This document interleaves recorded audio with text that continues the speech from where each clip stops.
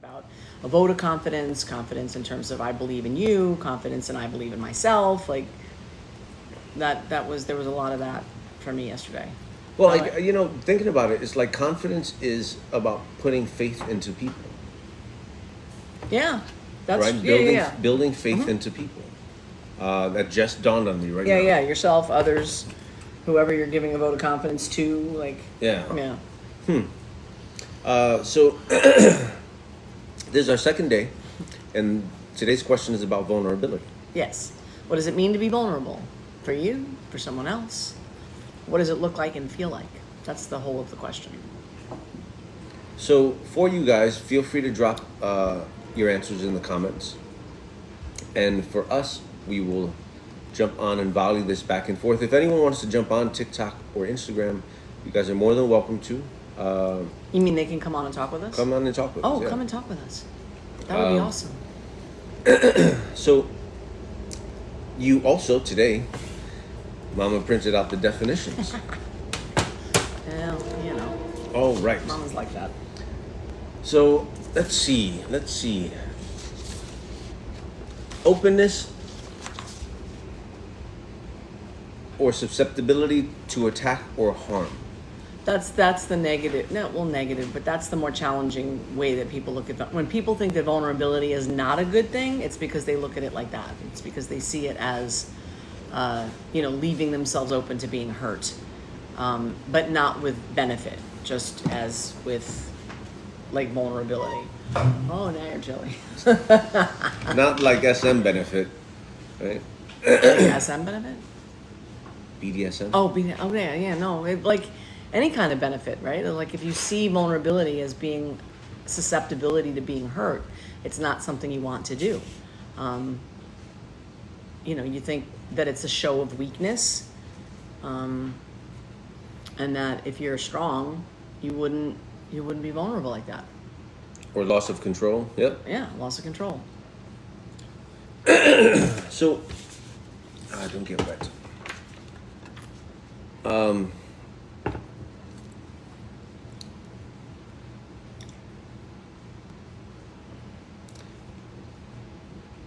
In my counseling work, I've come across a lot of people who have this type of relationship with the word, where there's things in the past that have happened. There was humiliation.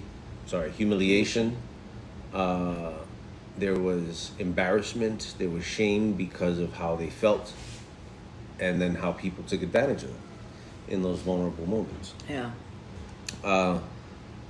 Can we give some examples of what something like that would be?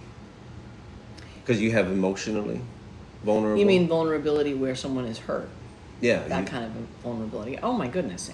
There's a million ways to do that, right? Okay, right here. Yeah. Oh, I can't read it either way. I have to get glasses. But, I'm caring for my dad in his final illness. Vulnerable is hard for him. Wow, Gladys. Thank you for sharing that. I do end-of-life doula work as well. And what I've learned in this process, and sitting and talking with people and reading about other people's accounts, it's like a person reflects with what they believe to be true, and either there's a release to it or there's a closeness to it because of the fear of what if I was wrong or what if I was right. If you'd like to chat a little bit more about that, you can DM me, and I'd be more than happy to talk with you about some ideas or a book that you can read, maybe read with him, depending. It's called The 4 Things That Matter Most. Now, I'll get the book for you. Give me a second. But Dead Girl, I agree that acknowledging the weakness and allowing vulnerability strength and confidence can definitely come from that, no question. But it's not easy. It's not easy for some people, especially if you've been hurt. Oh, this one right here.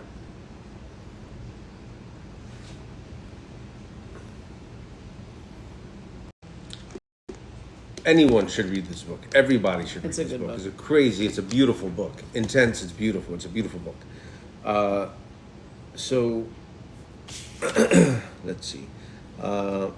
But acknowledging the weakness and allowing the vulnerable, there can be strength and confidence. Oh yeah. Yeah.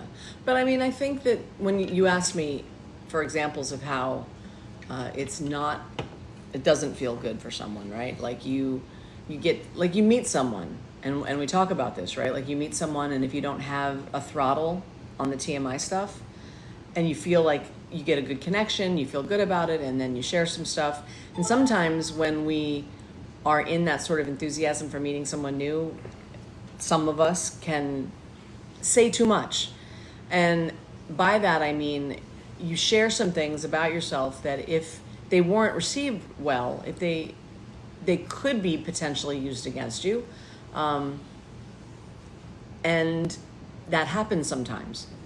And so that's one of the ways that I think people end up vulnerable to being hurt, right?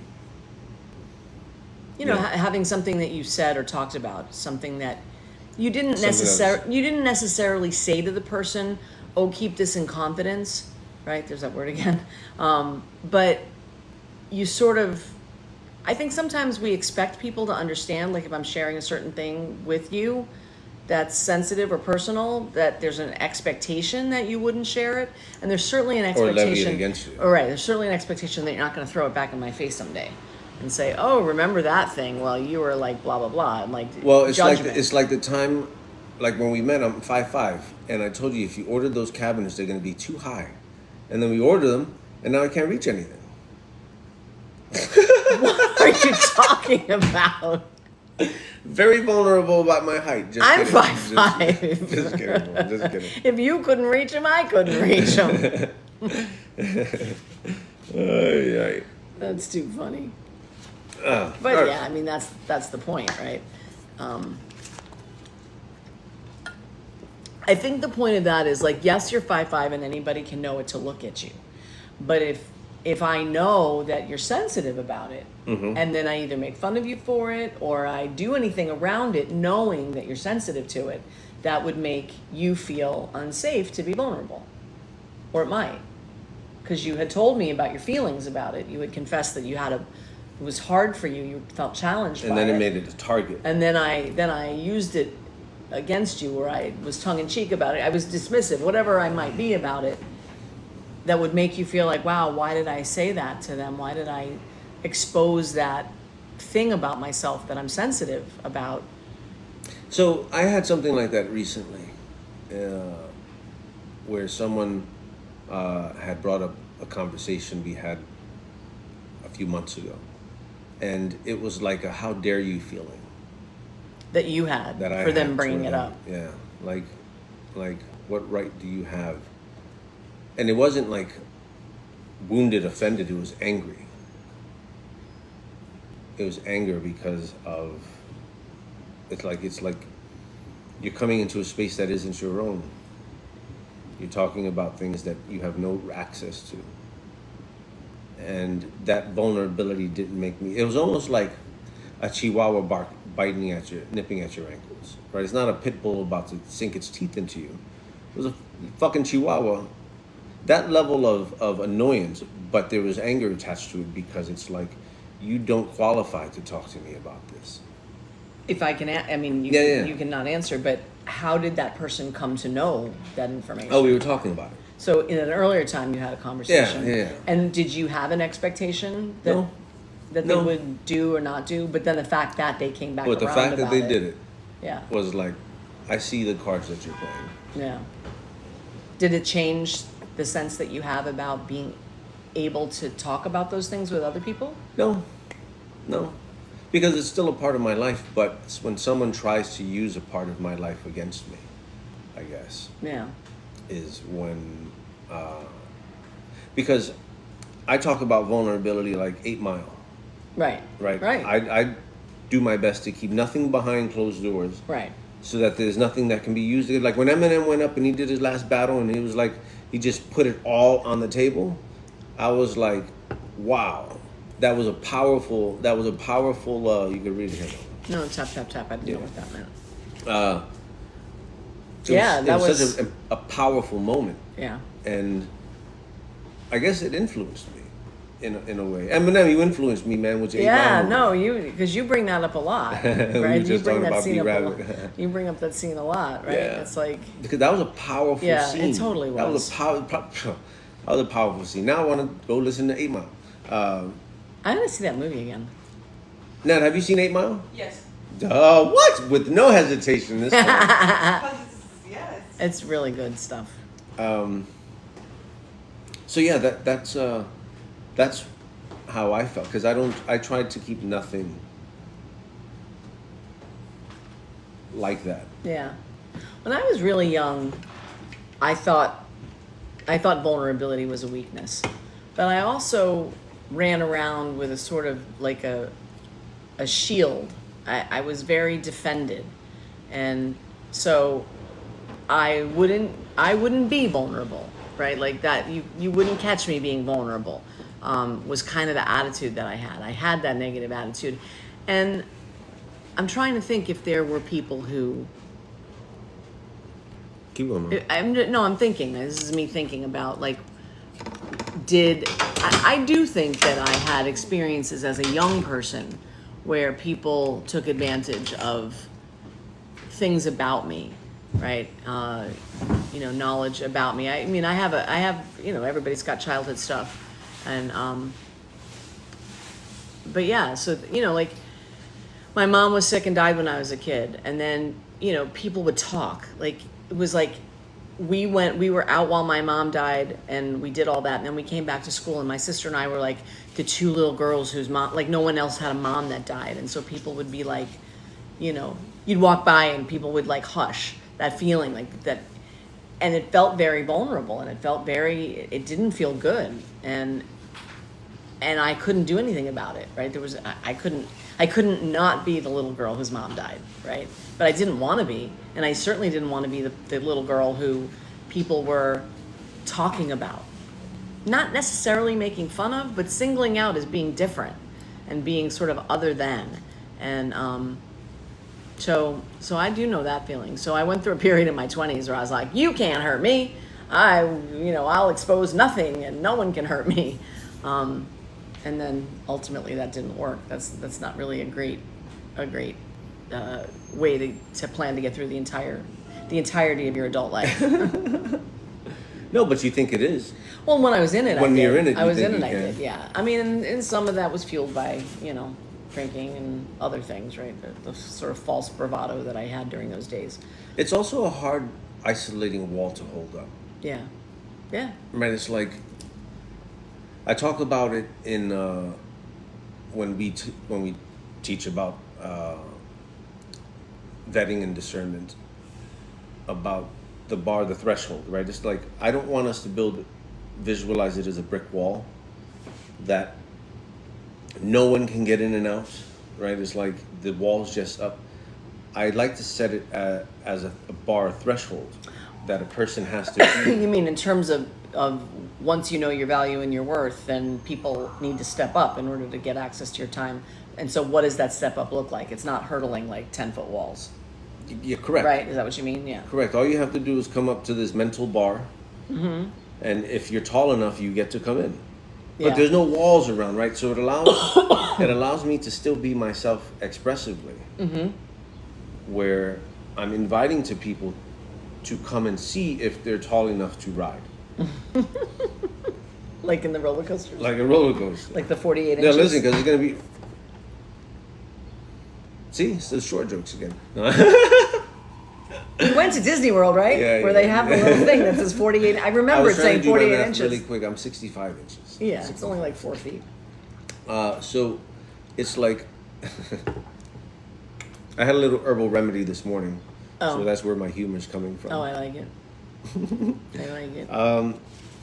No, Figgly yours. I feel you. Yeah. Yeah, that's tough. I'm glad you made it through. 18 people and only 3 were tapping their screens. Yo, pump up those screen loves. That's what that's Emo. about. Thank you, Emo, for cracking that whip. That's so funny. I would try so hard to not show anyone how sick I was. Yeah. Yeah, that's hard. That's hard. I mean, I wasn't the one that was sick. It was my mom, but it's still it's tough at that age to different, right? To be different in a way that's really challenging like that, right? I mean, I remember, because my mom was sick from when I was 7 to when I was 11, and so we didn't do a lot of things. And I remember coming back from winter break, and there was a kid who had gone skiing with his family, like skiing in Vail. I grew up here in New York. It was like those kind of people. And he had broken his arm, and he had a cast on it. And he came back to school, and he was like a little celebrity. Like everybody wrote on his cast and stuff. And I remember just wondering, like, what it would be like. I could cry about it right now. Like, what it must be like to be able to go away on vacation with your family like that. That wasn't my life.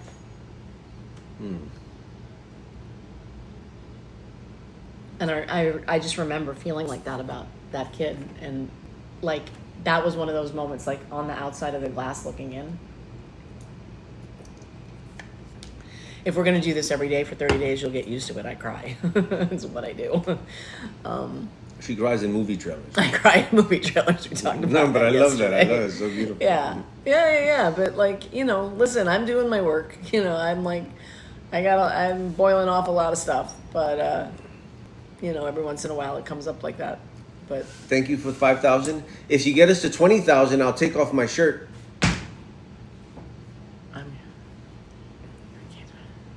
Aw. Oh, hi, Linda. Hi, Linda. Welcome.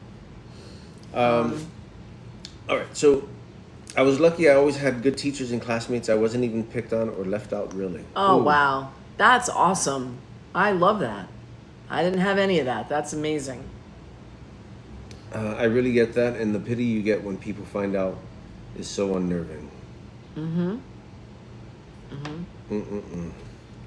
Yeah. So, I mean, and so I had to set... So tap more for shoes. I have all my high heels down. No, I have high heels up here. Listen, we're talking about vulnerability, man. I'm going to start doing a runway show. I'm easily distracted. All right. Yeah, I know that feeling. All right, so number 2 is willingness to show emotion or to allow one's weakness to be seen or known. Willingness to risk being emotionally hurt.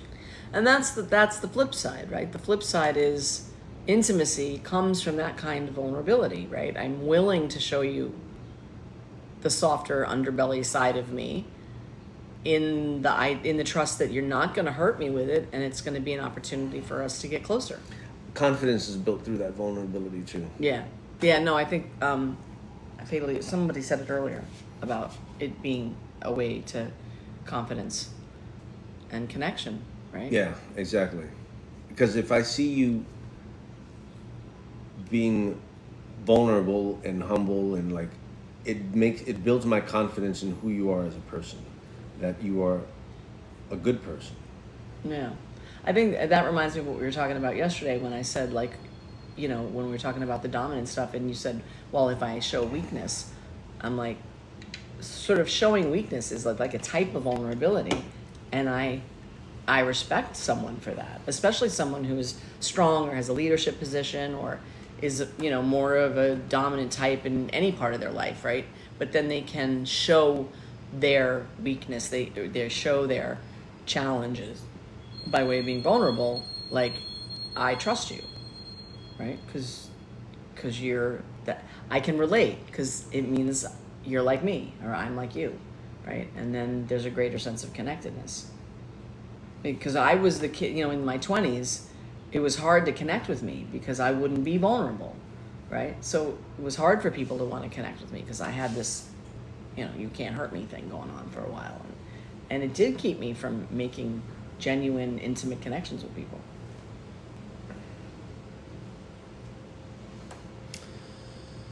Sometimes I wonder if I met you when you were 20.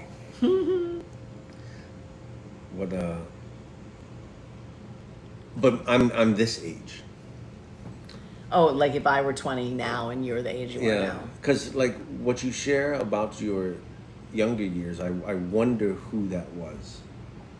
Who I was? Yeah. Yeah, no, you don't know her. She's not here. And gratefully so, right? Because it was a struggle. It was a struggle at a lot of levels. Yeah. And so some of the struggle is being vulnerable even though I have all the trauma and everything, I have all that stuff, right? It's like I can have that and still open myself up and let people see me.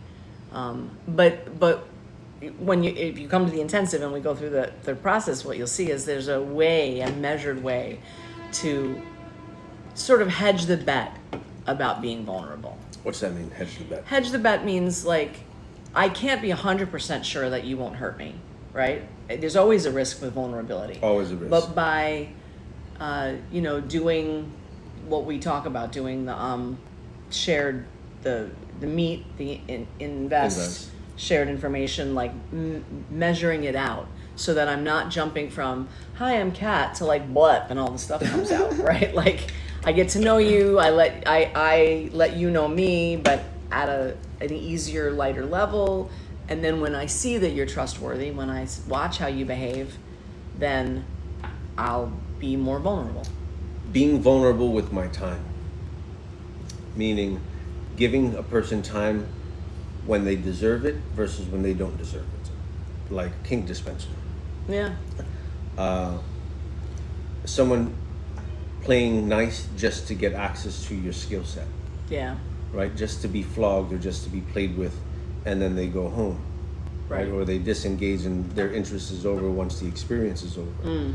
Right? Leaving you to that emotional vulnerability of being objectified. Right. And the physical vulnerability of using your energy and being objectified. Yeah.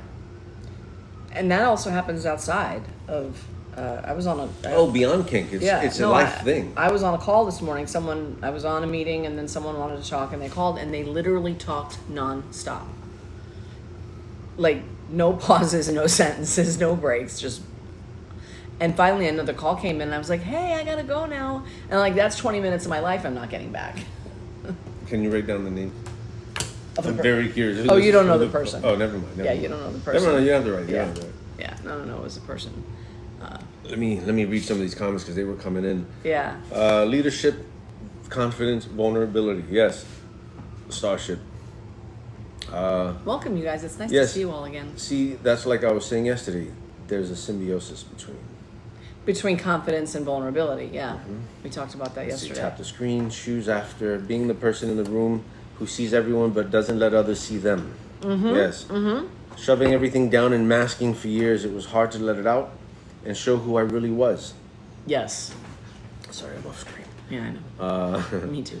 You don't sully the family name was the motto of my family. Oh, listen, that's a whole thing. Being raised in families where you were told we don't air our dirty laundry, we don't let people know what goes on in this house, and then you're in a household where there's like abuse and there's all kind of stuff going on that absolutely needed to be talked about, but you came out of that with this firm admonition that we don't do that. That's a big thing to get over.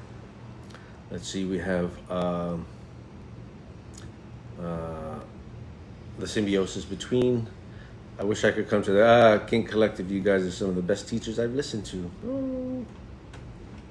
Thanks. Darby, me too. Thank you, Rogers. Vulnerability with my energy. Yes, you have to have trust and faith in that, not just to be vulnerable, but also allow them to be with you. Vulnerability with my trauma. I have to trust you, not treat someone like a therapist.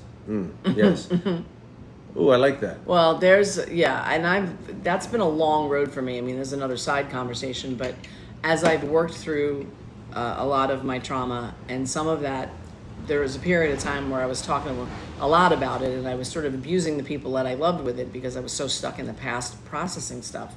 And then in my recent times, I'm reading a book called The Untethered Soul, and in it, they talk about, like, if you trauma dump, you're really doing the other person a great disservice. Like, if it's stuff in here, like, you got to deal with it, and you don't deal with it by, like, asking someone else to sit with it. So when you say disservice, what do you mean? Say more about it. It means it's not fair. If I care about you and you're someone I want to have in my life, I don't take my trauma out on you, right? If I care about how you are, right? And I want, it's like, it's a not nice thing to do, no matter how justified I may have felt in the past for doing it. When I heard this, I listen to books now on tape because I have trouble reading. And Spotify has a ton of audiobooks for free with your premium account. Don't mean to make a shameless plug for Spotify, but it's awesome because I have access to all these books that I can listen to. And when in this book, they're talking a lot about, the book is a spiritually based book. It's talking about things like, letting go, being in the moment, no matter what, things like that. And so when they got to this point about, like, he was making it as a blanket statement, like, don't ever, when you are triggered, go to anybody with it, like, out of it, like and this is for me. I'll just say it like that. I've gotten the greatest benefit from sitting with my own stuff, from having the courage to hold my own hand and sit with my stuff, and then when I'm out of it, I can talk about it. I can share it with you. I can let you know what's going on with me. But that's different than coming at somebody in it and with it in those feelings. And you wouldn't have to know this because you've been on the receiving end of it both ways with me. Right? So you know that I'm speaking the truth there, right? That it's harmful to a relationship to do that. So there's different kinds of vulnerability. And for me, during that time where I was doing that, to think that was just me being vulnerable and like, if you can't, it's like, it's not like that. So anyway, I don't know if I made any of that clear enough, but We'll find out in the comments right now. thank you guys for participating in the chat. So let's see. Give them space that they give you, trusting that it is a safe space. Kink dispenser mentality. Yep. Yeah. Hi, gorgeous. Hi, beautiful. Linda to Kushla, Kushla to Linda. I don't make my burdens from the past yours to carry as well. Yes. I love it that I can say things in 8,000 words and then one of you can like condense it down to a sentence. I'm always grateful. I always ask, do you have the mental space for me to tell you about this? But if I'm in a place where I have the presence of mind to even ask you that, I'm not in it anymore. Right? If I have the presence of mind to say to you, do you have the space for this? And I can have you say no and I'm okay, I'm not in it anymore. When I'm in it, I can't even do that. Yeah. All there is for me to do is like either go bleh and then like put it on you or not. And so what I've learned to do is to not, so that I can process it, really process it. One of the things I learned, totally aside, I don't know how we got on this subject, but yes, we process by talking to other people, but sometimes we avoid processing by talking about it to other people, right? So vulnerability can look a couple of different ways. And by that, what do you mean? By that, I mean, like if I am, if I'm sitting, if I've got something going on emotionally, like if I've got something from the past kicked up or whatever, or something, usually it's a trauma trigger. So something happened in today, but it's not really about today. My response is about the past. That's how trauma works. For me to call somebody up and go on and on about this thing that happened today and the person who said whatever they said and blah, blah, blah, I'm not really processing anything. I'm just talking over it, yeah. right? Talking over it. For me to sit and ask myself, like, what was that? How did I feel? What did that make me feel like? So something like that would be someone who lives in their history, someone who this happened to them and that's all they talk about is this is what happened to me and this is why I'm here. Right. Versus taking a breath and being able to answer questions that aren't no but they go yes, yes, and then we'll come back to the yes, and. Right. Meaning that you're willing to open it and process it and have dialogue in it versus just dishing information out about it. Yeah. Yes, there's that. And there's the talking about the trigger instead of the trauma is part of the problem, right? If I'm just talking about the person who said whatever they said to me today, I'll use a very lame example, but let's say somebody cut me off on the road and I got all kinds of anger and upset about it, right? I can call somebody up and be like, well, this thing happened to me today and this car cut me off and blah, blah, blah. Or I can sit and say, why does that bother me so much? What is it about this circumstance that has me so upset? Because cutting me off on the road doesn't have to make me that upset, so why does it? And then sit with myself and answer these questions and see where it reels back to. And invariably, where there's trauma involved, there's an earlier circumstance that is like this circumstance that some of that feeling is attached to. And that is very difficult to get to when you just call somebody up and bitch about the guy that cut you off on the road or the girl cut you off on the road. Right, going on about the trigger rather than settling into, seeing where the trauma is, which is from the past. I'd be asking myself, why am I upset that this guy cut me off? Mm-hmm. But it's like, because I'm trying to put myself in being cut off. It's like, unless it's a safety thing, right? Yeah. Where are you going to cut me off? You're in the city? Like, I cut you off. Right. Like Well, that's the thing. I mean, people will tell you, like, road rage is a symptom of something else going on with the person. Yeah. Right? They're just looking for a reason. Yeah, there's nothing going on the road that really warrants that sort of response. Like, even if somebody cuts you, like, nothing warrants responding like that. And if you're involved in that kind of road rage, you got something else going on. So just calling your friend up and bitching about like whatever it was the road thing that made you think that you were entitled to the road rage. Yeah, like that wasn't it. Yeah, no, because the next time you're out on the road it's like you're not getting better. You're not healing. It's like it just is a cycle that repeats. Yeah. All right, so let's see. I always ask, wait. You have to have enough spoons to handle someone else. If all they do is take. Yes. Mm-hmm. Then they wear out their ability to you, to be able to give them your energy. Mm-hmm. I've been on the receiving end of it with my partner. Then it would trigger me, and we would fight. Yeah. My closest friends and chosen family know, but it's not the responsibility not to trigger me. Right. Yes. If I get triggered, I exit stage left. Yes. I need to be okay in me before I bring my emotions for others to digest.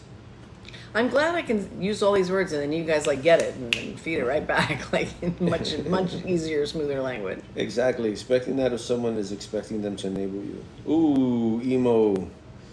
That was a good one, man. Yeah. Now, if one of those I trust see I'm triggered and come and comfort me, awesome. I'll take the comfort and not trauma dump. Yes.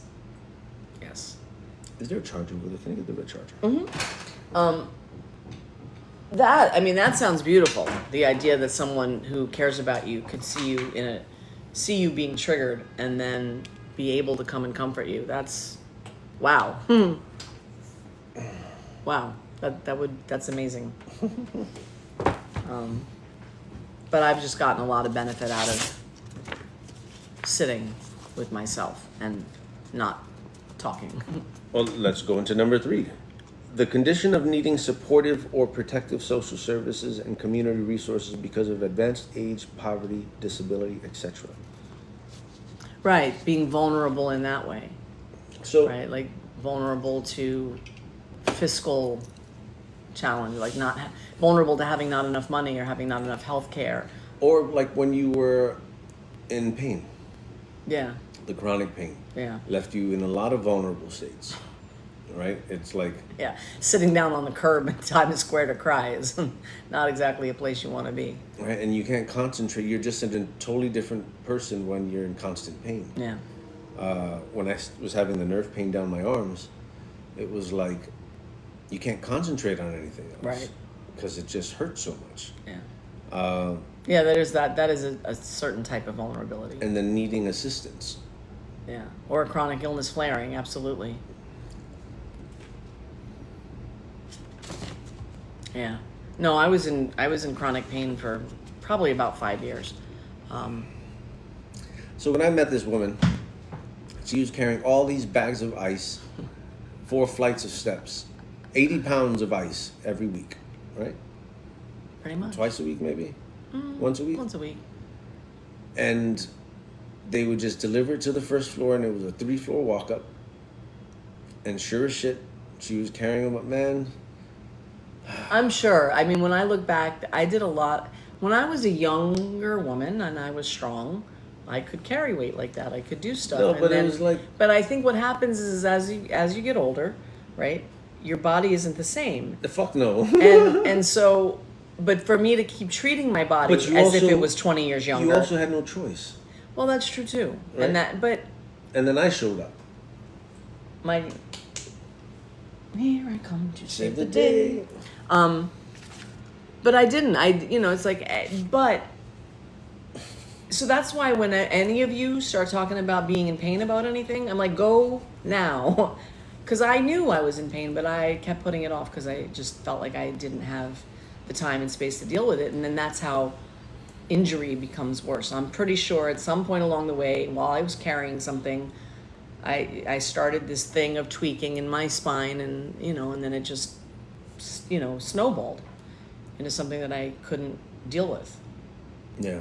It wasn't until I had my surgery in February that I was relieved of it. I'm like a different person now.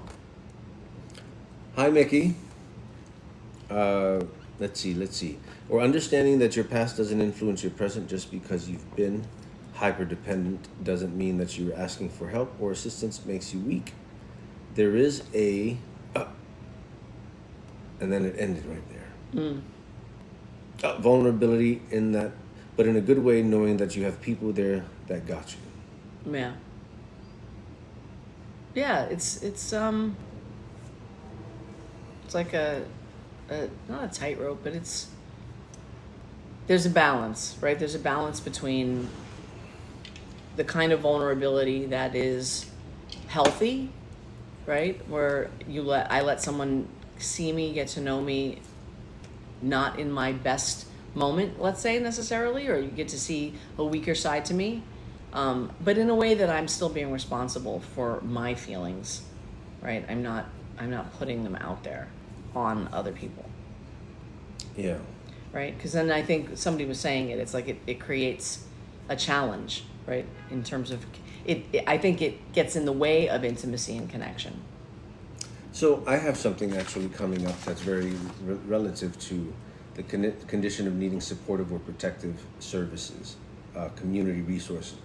So the letter that I'm putting out in a couple of days, it reflects on the stalker stuff I have going on now, but it also opened the door to what happened 6 years ago. And I'm writing this letter to talk about it. And it's something I haven't spoken about on a community level for a number ever. So to address it, it's like I'm needing the community to support the letter. Yeah. How are you feeling while you're in this process of writing this? Vulnerable, unsafe. Like this is an unsafe vulnerability that I feel. Are you afraid to let the letter out? Oh yeah, because it's going to be picked apart, and there's going to be people that come with the scrutiny but aren't willing to. It's like they'll yell from the sidelines, right? As opposed to getting onto the field, right? All the shit that you're yelling about, show me. If not, just sit down in the fucking stands, right? But it's like, it's also angering because the internet has created safe space for people to talk a lot of shit, and they don't understand to what cost, right? There's no compassion in the process, right? Because if someone was on their last string and this is how you're treating them, right, it's not an easy situation to be in. No, but I do think that there's, for the time difference, you put this information out now coming from a much different place than you would have 5 or 6 years ago if you had put it out then. I still agree with the assertion that it would have been better to get out ahead of it, right? But I do think that you have an insight into yourself in a way that you didn't have before that also comes to this talking about it now. It's difficult because I wouldn't have learned everything I have learned. Right. About myself, about faith, all that shit. I wouldn't have learned it unless this intensely traumatic experience didn't happen. Right? Because it was extremely traumatic. No. And I still suffer through it in bouts like with the PTSD and the stalking shit. Right. It affects me more than I lead on because of my hypervigilance, right? So I'm always looking at everything all the time already, right? So now to know that there's an active person who doesn't respect boundaries it's like now I'm just waiting for them to pop up at any time. Yeah. And it's more about safety, right, for you guys, and how unhinged a person can be. Well, I mean, and I think to that end, in terms of the part about, the situation that's in today, I definitely think getting it out there and being ahead of it is the only way around that. Yeah. Right? It's the only protection that any of us have against crazy, batshit crazy. Yeah. Well, actually, now that I think about it, there's two instances where past conversations were brought up in the intent of, of harming me. Yes. Yeah. Yeah. Yeah, the more I talk, the more I process it, it's like I understand why those layers of anger are there. And fear and sadness. And on the other hand, I think it's okay for there to have been value, right? For you to say, I got to where I am today because of it. And it doesn't make it right. It doesn't justify it having happened. But I think it's okay for us to find silver linings. Like I could never not be my childhood from 7 to 11 had as its center a mom who was dying of cancer. I don't know what it's like to be a kid for whom that's not true. And with all of that about it, it still has contributed to who I am today, which I wouldn't change. It has to, right? And so all there is, I mean, the spiritual high road for that is gratitude, right? Good, bad, or indifferent. I can be grateful either for what something brought me, what I learned, even if I don't have to like what happened, even if I don't have to like how it showed up. If someone's being inappropriate or, if it's coming by way of any sort of life experience that I don't have to be happy about, but I can ultimately be grateful for it because it contributes to who I am. And I don't feel bad about that. Yeah.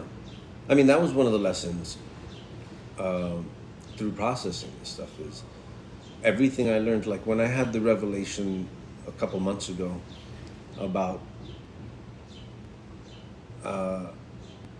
Michelle and Snow, those two relationships back to back, and how the lesson behind it was stop being a fucking lying cheater. Right? Just be open about all the relationships. I was speaking with someone yesterday because they read the letter and they were like, were you poly before? And I was like, yeah, I've been in open types of or polyamorous relationships for almost over a decade, almost a dozen years, if not. I have to do the math now that I think about it.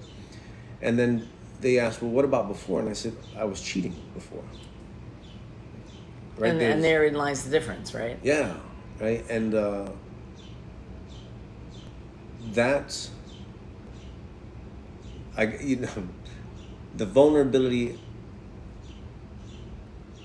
I cheated myself on.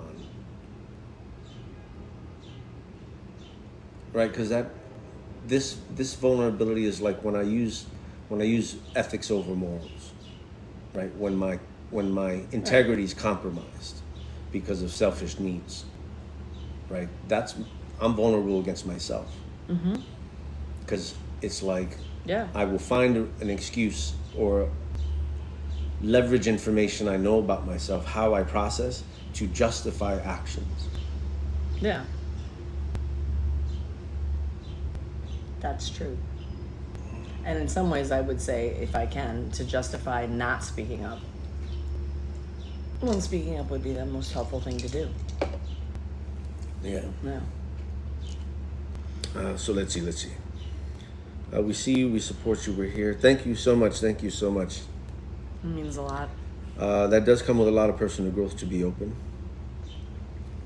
Let's see. I hate how it jumps all the way up.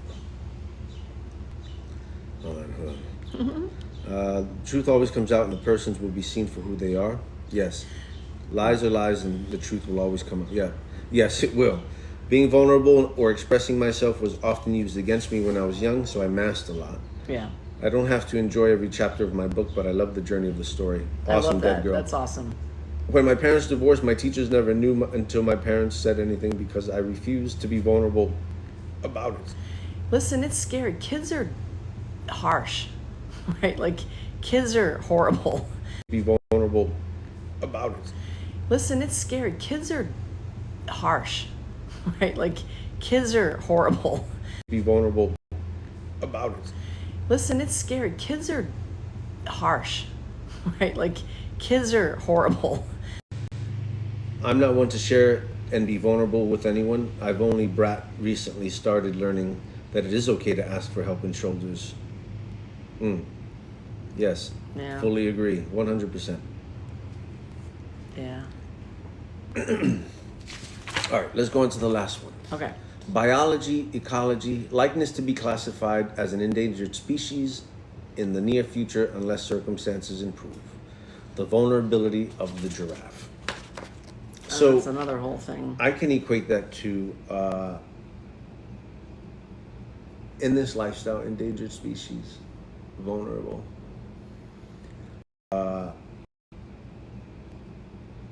In this lifestyle, endangered species, vulnerable.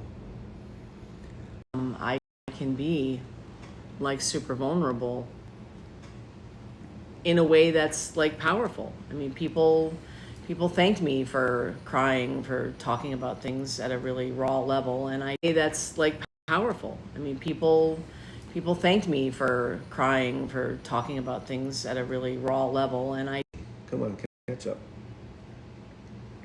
All right, I turned off the Wi-Fi, so this should make it easier. Just give us another 13,000 loves in 10 minutes, and just as a sign that it works.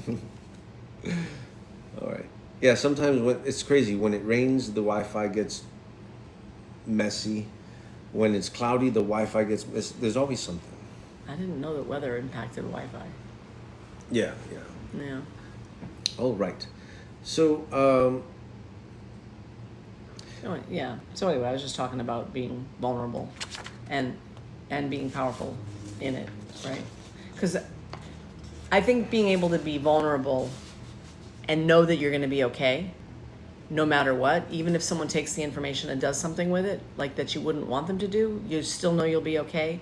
I think that's when you can be in a more powerful place about your vulnerability. Like, I can show you the more vulnerable sides of me because I'm good with them. And if someone wants to take it and do something with it, go ahead. Exactly. You don't, that's the 8 Mile thing in some ways. But it's also I've done my work. Like, you can't hurt me. And it's not because I have walls anymore. It's because I've actually like dug in deep and done a lot of healing. Yeah. Sixaru says, I find so much power in my vulnerability. Yeah. Yeah.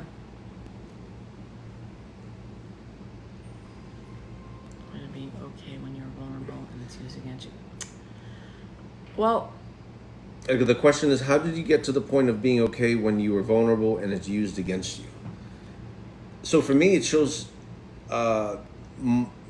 me the person's hand, moral hand, character. It's like, if this is something you're willing to do, you're not safe. yeah. And they immediately get removed or lowered or put at a further distance. Actually, not all the time removed, but sometimes put at a greater distance. Yeah. Well, that's the solar system. Talk about your solar system. So you can either look at this as a molecule or the solar system, depending on what kind of science you're bent towards. But if I'm the sun of my own solar system, right? When I was younger, I thought everyone that I knew all had to be in Mercury. They all had to be in the next planet out, right? And then I discovered over time that sometimes people show their hands as being not so trustworthy, right? And so the way that I began to deal with that is to mentally move people to whatever planet in my solar system I need for them to be so that I can be okay, right? Up to and including like someone who I had a tough situation once where someone was very hurtful to someone I'm close to. I have huge loyalty issues and it made me very angry. And I felt like they were wrong because they basically picked them up by their neck and choked them and held them. I mean, they were physically aggressive. And I don't think there's any call for that. There's no circumstance under which attacking someone or, is warranted unless they're coming at you first. And that was not the case. But because of the circles I traveled in, I couldn't not be around the person. Just separating myself from them or cutting them out of my life was not something that could happen. So I mentally moved them to Pluto. And then I was able, when I got there, If you still believe Pluto's a planet, of course. I grew up on Pluto. I know, me too. So Pluto's a planet in my world. So whatever rock Pluto is, whether it's a planet or not. But anywhere shorter, and I was still angsty about the guy. But once I moved him all the way out, I could be in a room with other people where he was, and I didn't have to pay him any mind, and he didn't have to upset me anymore, because I wasn't trying to I wasn't trying to deal with someone being closer to me, and it's I just dismissed him. And what I think of you is none of your business, right? So it's not like I had to give him an explanation. I didn't have to say that I've shipped you out to the far side of the solar system in order for me to be okay with your nonsense. I just did it. And then I just could be in the world. And so I use that. You could use electrons, neutron and electrons, protons can do the same thing. Two in an electro shell jump out to 8, et cetera. Dead girl, if you're still here, thank you. We'll see you guys tomorrow. We'll see you tomorrow, but we still have a few more minutes. Dead girl's gonna jump.